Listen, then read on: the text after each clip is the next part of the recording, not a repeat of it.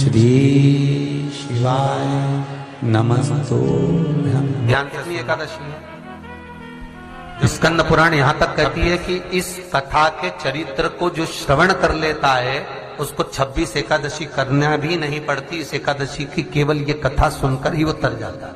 बहुत ध्यान से सुनना इसको, कथा तो बड़े भाव से सुन लो इसको, है? बड़े प्रेम से। इसलिए सारी एकादशियों में निर्जला एकादशी की महत्वता शास्त्र प्रमाण करता है महाराज। निर्जला एकादशी का उद्यापन जो करा जाता है, उसका उद्यापन और प्रदोष का जो उद्यापन करा जाता है, इन दोनों का क्रम लगभग एक जैसा ही। तो निर्जला पहुंची है और निर्जला ने जाकर भगवान नारायण से निवेदन करा। भगवान विष्णु ने पूछा, क्या बात है निर्जला, आज तुम खेलती हुई यहां पर आकर खड़ी हो गई, क्या हुआ क्या है? क्या तुमको गौलोक धाम में आनंद की अनुभूति नहीं हो रही जो तुम वैकुंठ में आई हो? निर्जला घूमती घूमती भगवान के सम्मुख में पहुंच गई। भगवान ने पूछ रहे हैं, बार बार पूछा, निर्जला हुआ क्या तुमको?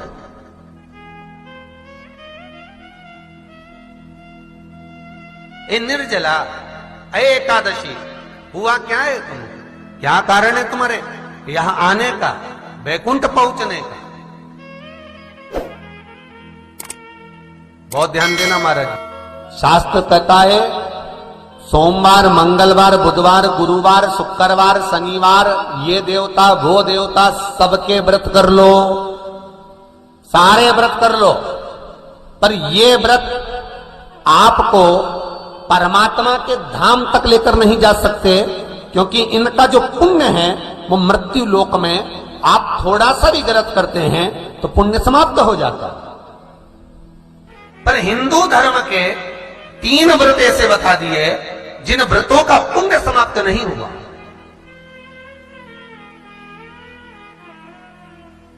हिंदू धर्म के 3 व्रत ऐसे हो गए जिनका पुण्य समाप्त नहीं हुआ महाराज। क्यों? जिनका पुण्य प्रबलता में बढ़ता गया। पहले नंबर पर एकादशी, दूसरे नंबर पर प्रदोष और तीसरे नंबर पर शिवरात्रि। एकादशी भी 26 है तो प्रदोष भी जम के बोलते जाओ 26 है। शिवरात्रि केवल 12, केवल 12, और अगर अधिक मास की पड़ जावे तो ये 13, पर अधिक की आय तो 13 है। तो यहां शास्त्र कह रहा है कि 3 व्रत हमारे यहां जिनका पुण्य समाप्त नहीं हुआ, जिनका पुण्य प्रबल हुआ, बड़ा। इसलिए आज भी माता एकादशी का व्रत करती है, और एकादशी का व्रत कर कर अगर कोई जीवात्मा को देते हैं, कोई मर भी गया तो उसको एकादशी का दान देते हैं। एकादशी का उसको दान दिया है। महाराज निर्जला खड़ी है, पूछा क्यों आई हो, क्या कारण? निर्जला आई तब लक्ष्मी मैया उठकर निर्जला के करीब में गई। निर्जला बहुत सरल थी निर्जला। कहते हैं कामा एकादशी सबसे लंबी है। कौन सी एकादशी? कामा।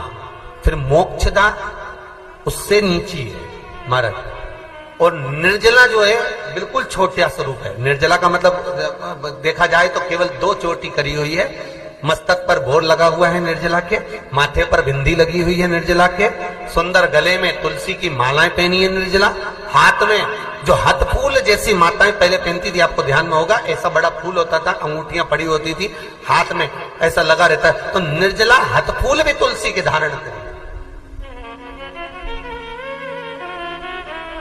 बड़ा सुंदर स्वरूप है माता निर्जला का महाराज। छोटी है तो माता लक्ष्मी उनके पास में गई और निर्जला से जाकर पूछा, निर्जला तेरे आने का कारण क्या है, तू बता। नारायण आपसे पूछ रहे हैं कि क्यों आई हो, किस लिए आई हो, क्या है तुम्हारे आने का कारण? निर्जला ने कहा, मेरी विनती केवल इतनी सी है मां कि मैं ये चाहती हूं कि मैं जीव के प्राण छूटने के बाद उसके प्राणों को जिस समय मैं लेकर जीवात्मा के प्राणों को परमात्मा तक भेजूं, वैकुंठ तक भेजूं, गौलोक धाम तक भेजूं, उस बीच में मुझे ले जाते समय कई नरक भी बीच में पड़ेंगे, कई स्थान ऐसे बैतरणी आदि के स्थान बीच में आएंगे तो वो स्थान में मुझे रोका ना जाए, मैं सीधे भगवान के धाम पहुंच जाऊं। ऐसी कृपा, ऐसी दया। जितनी भी माताएं एकादशी का व्रत करती, बहुत ध्यान से सुनना आज की कथा को। शायद जिंदगी में मिली ना मिली, पर यह कथा का रिश्ता तो बहुत ध्यान से सुनना। स्कंद पुराण यहां तक कहती है कि इस कथा के चरित्र को जो श्रवण कर लेता है उसको 26 एकादशी करना भी नहीं पड़ती। इस एकादशी की केवल ये कथा सुनकर ही वो तर जाता है। बहुत ध्यान से सुनना इसको, कथा को।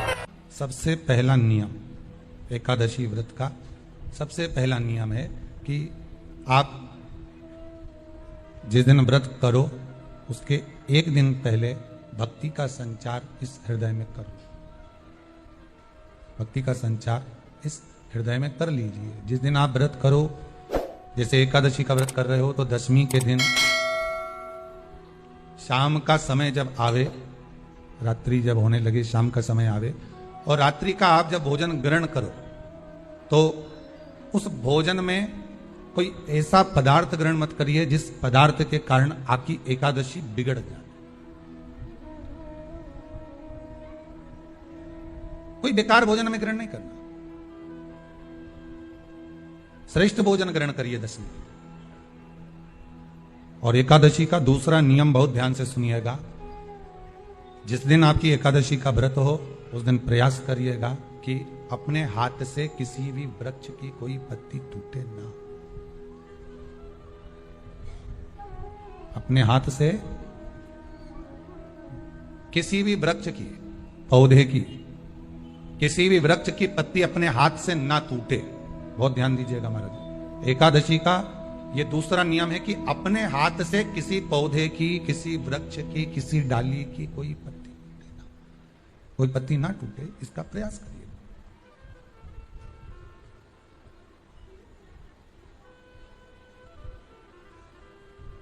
कितना सुंदर व्याख्यान कहा है, कितना सुंदर वर्णन है महाराज कि मात्र एकादशी का व्रत कर लेने पर, मात्र एकादशी का व्रत कर लेने पर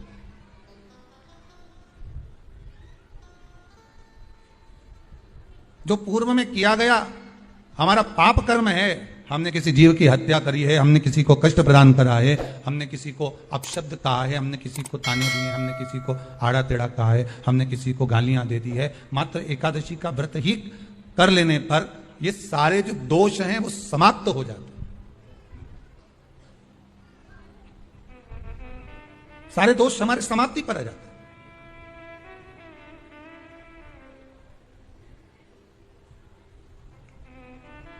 अब एक विचार करिएगा थोड़ा सा अपने मन में, अपने चित्त में, अपनी वृत्ति में एक बात उतारिएगा। एक अपने मन में एक बात को उतार कर रखिएगा कि आप अपने पाप को, अपने पाप कर्म को जिस दिन क्षीण करने वाले हो, समाप्त करने वाले हो, अपने पाप को आप जिस दिन समाप्ति पर लेकर जा रहे हो तो उसके एक दिन पहले आपको प्रसन्नता होना चाहिए कि नहीं होना चाहिए कि कल मेरा पाप कटने वाला है, कल मेरा पाप समाप्त होने वाला है। जो मैंने पाप कर्म करा है वो समाप्त होगा, जो मैंने पाप कर्म करा है वो कल समाप्त हो जाएगा। तो एक दिन पहले आपके चेहरे पर प्रसन्नता होगी ना हो?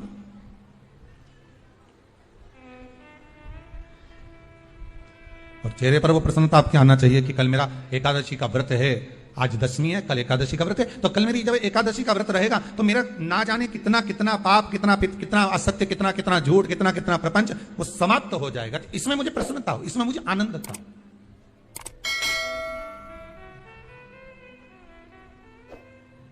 तो क्या कहा गया कि प्रयास करिएगा कि एकादशी के